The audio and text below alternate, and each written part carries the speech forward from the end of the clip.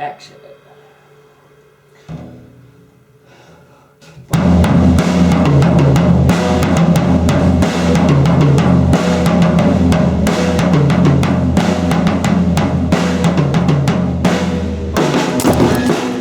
Oh, hey there, comic book friends. I'm Travis. It's New Comic Book Day, or at least New Comic Book Day for me. Apologize if I sound a little stuffy. I've acquired a cold.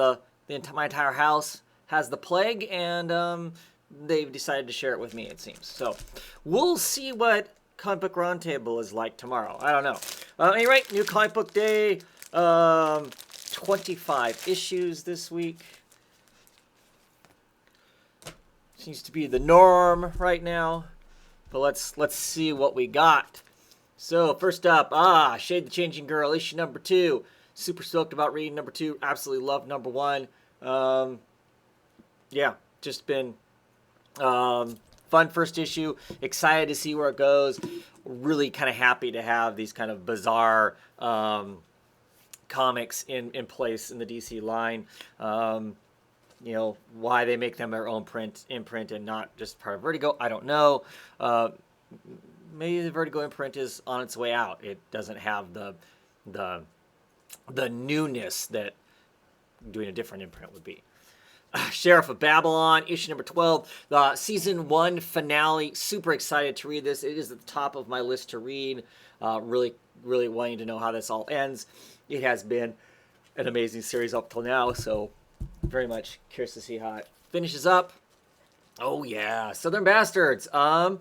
This is issue number 15. I think this is a Becky Cloonan cover, which I don't know why I've got the Becky Cloonan cover. I always try to keep to the Jason with tour ones, but regardless, looking forward to getting back into Southern Bastards and seeing what we got going on with the younger Tubbs, as it were. So, Superman, issue number 10. Oh, I love that cover. I want a big giant poster of that cover. Super excited to see this story. What does it have in it? Yeah, just very much looking forward to that. That's going to be a lot of fun. I'm going to have a hard time deciding. Well, Sheriff of Babylon is the first on my list to read this week, I'm sure. But it's going to be hard to figure out what I want to read after that. This is Jade Street Protection Service. This is issue number 2. Issue number 1 was really not good. This will go clear to the bottom, and I'll at least open it up, but who knows if I'll actually read it. Black Mask book. Did not care for the number 1. I don't think I have any ordered past 2, thankfully. So, Josie and the Pussycats, issue number 2. Looking forward to checking this out. First issue was fun. Curious to see what the second issue is like. I think this is the issue that'll give me to decide, is this going to kind of fill the right kind of fun meter that I want it to fill or not. So that'll be fun. Mayday, issue number 1. This is a Alex DeCampi book. This is one of 5 issue miniseries. Has to do with spies. Kind of see the hammer and sickle in that. I'm not a huge spy story person. I don't mind them, but it's not like top of my list. But I've just really been enjoying most of the stuff that Alex DeCampi has been doing here lately. So I'm giving it a try, based on her name alone. And 5 issues isn't a steep commitment. Next up, we have Red Thorn. This is issue number 12. I believe this is the final issue, if I'm correct on that. Never been that much of a fan of it. Part of the Vertigo package, that's why I pick it up. We'll curious to see how it ends. Rise of the Black Flame.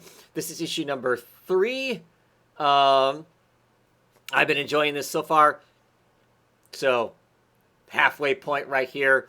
Look forward to checking it out and seeing what goes on with our adventurers and the origins of the cult that kind of maybe spawned the Black Flame. It's not really the origin of the Black Flame himself, the character from the Hellboy books, but more of a where the power came from, maybe. Unfollow, issue number 13. Looking forward to this issue, not only because I want to know what happened with the cult there in Japan, and are all they dead? I mean, are we really? Yeah, clearly down to 86. So a whole bunch of them got wiped out there in Japan. So, but it's drawn by Gain and colors by Jody Belleri, which of course, as a team together artistically, they do. They're Not Like Us, which I absolutely love the art, and They're Not Like Us. So curious to see what his interpretation of this is. And we've had other guest artists. I mean, Ryan Kelly's done it. Ryan Kelly's art stays somewhat like Dowling's art. Gaines really feels a lot different to me than Dowling. So be curious to see how that translates and what it ends up looking like. Awakening in Divine, issue 23. Always a fun read. Super excited. This is looking like it's going to be an awesome week of reading books.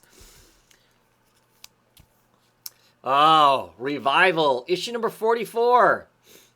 There's our crew. Interesting that we have people standing there that we have standing together. I'm really curious to see how this continues to go. This series ends at issue 48. So, counting this issue, 5 issues to go before it all ends. Really, really interested to see how this is all going to be summed up. Love this cover. Great Halloweenish type cover. Spider-Woman, issue number 13. Ooh, Scare Tactics starts here, number 1. At any rate, been absolutely loving Spider-Woman. I'm a Hobgoblin fan also. So really looking forward to seeing how this all pans out. Been very, very much a very enjoyable book by Marvel. Nightwing. This is issue number 8. More of the Rise of the Raptor stuff. Get to see some of the fallout, I would assume, of the Raptor has kidnapped some people, and Nightwing has figured out that he's basically been screwed by Raptor. So curious to see how that all works. Should be some fun.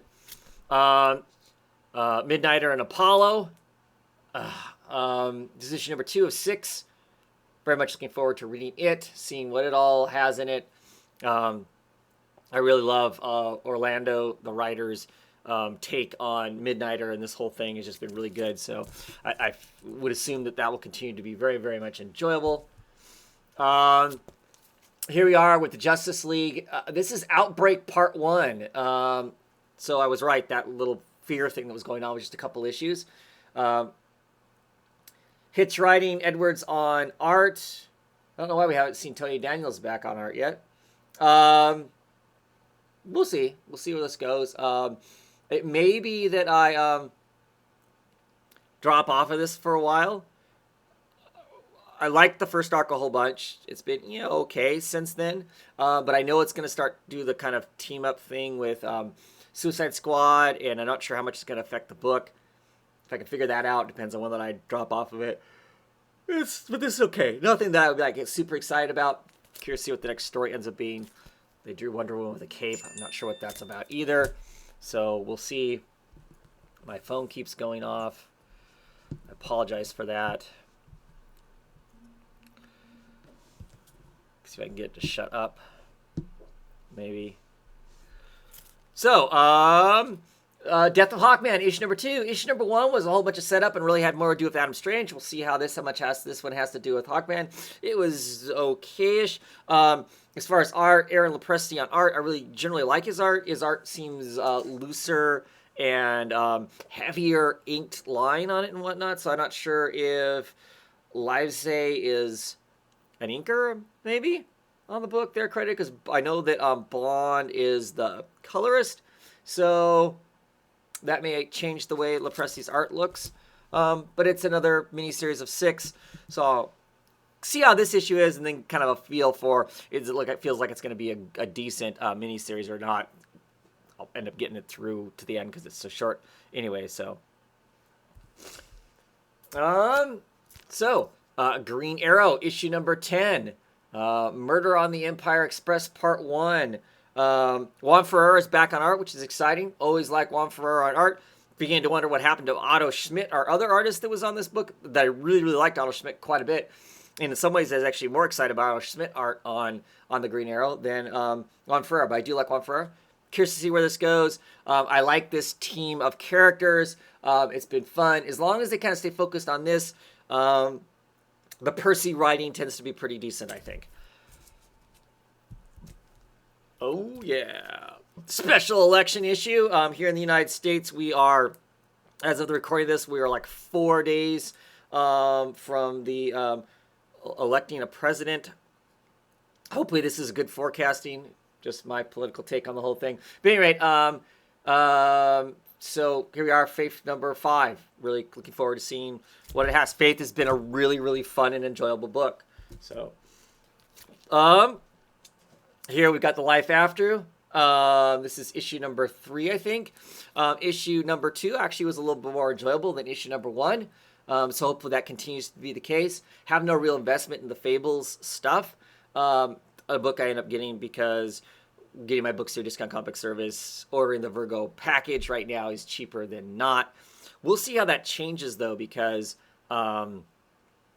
with a lot of the Vertigo titles going away, that's going to drop it down enough that if there's only like 3 titles in there, then it's not worth picking it up. The difference between 50 and 40% dollar-wise. Oh, another super book I'm super excited about. Deadly Class, issue number 23.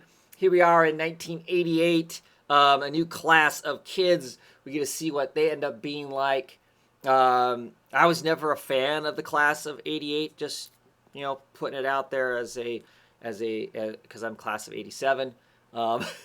Anyway, but we'll see what the new kids are like, right? See what that's going to be. There's clearly already some power play going on there. It'll be really interesting to check for that. So here we go. This is Cyborg issue number 4. Comic's been okay. Nothing I've been super excited about. Really kind of dig that cover, though. That's kind of a wild cover. Kind of an M.C. Escher-esque-ness of Cyborg wandering through his cybernetic parts. So, pretty cool. Oh, another thing to lead on with the election. Bitch Planet issue number 9. Vote President Bitch. I'm super stoked for that.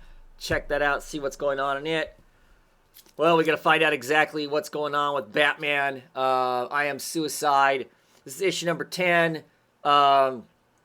He's gathered his people up. I hope we get some more take on some of the people that he gathered up, because there's some people at the end of the last issue that he gathered up out of Arkham that made like no sense whatsoever, and some of the claims to them. So I'm really curious to see how that all pans out, and look forward to some discussion with some of the other Batman fans on the Rogues Gallery that he has enlisted with him, and the take on them in this book.